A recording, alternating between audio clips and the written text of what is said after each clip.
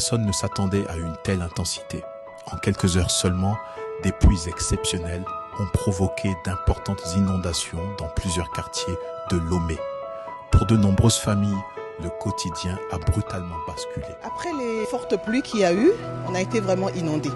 Comme vous pouvez le voir à côté de la maison, l'eau était vraiment à un niveau. On en a reçu à la maison et même devant notre garage, il était complètement impossible de sortir la voiture. Mais face à l'urgence, chaque minute compte. Dès les premières alertes météorologiques, un important dispositif de coordination est activé. Ce que nous observons, c'est 50 mm. Et ce que nous avons eu, les 29 et 30, va au-delà de 200. Ça veut dire que la norme x4 que nous avons reçue en une journée avec la météo, nous avons fait sortir l'alerte. Le ministre de la Sécurité et de la Protection civile a déclenché le plan Orsec. Tout le système, je dis bien tout le système, que ce soit le ministère de l'Assainissement, les sapeurs-pompiers, la NASAP, tout le système de la plateforme nationale de réduction des risques de catastrophes, tout le système était mis en branle. L'ANPC a fait la cartographie des zones inondables par commune. Ces zones-là sont déjà identifiées.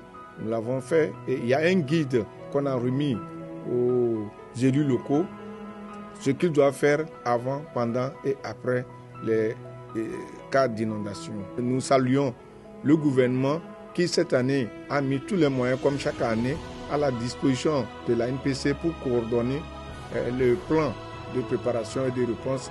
Au fil des heures, les premiers résultats apparaissent. Le niveau de l'eau baisse progressivement dans les secteurs les plus touchés. Quand on nous a appelés, le bassin était débordant. Donc il y a une pompe qui est à côté qui commençait par s'étouffer par rapport au débit qui est venu sur le barrage. Nous avons mis l'équipement là qui est évolutif. Nous sommes passés de 450 m3/h pour arriver à 800 m3/h. Aujourd'hui, nous sommes descendus depuis notre pompage à plus de 1,50 m, ce qui est très une performance. Ça a permis à ce que le bassin est se vide presque complètement. Depuis que les autopompes ont commencé leur travail, je pense que l'eau a diminué énormément.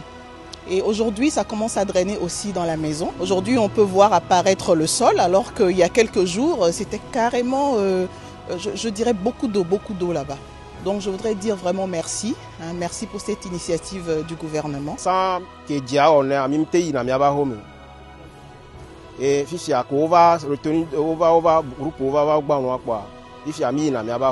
Donc, fortement que les mairies continuent la sensibilisation de la population pour ne pas occuper les zones à risque, puisque ces zones à risque-là ont été identifiées par le gouvernement des zones à ne pas occuper.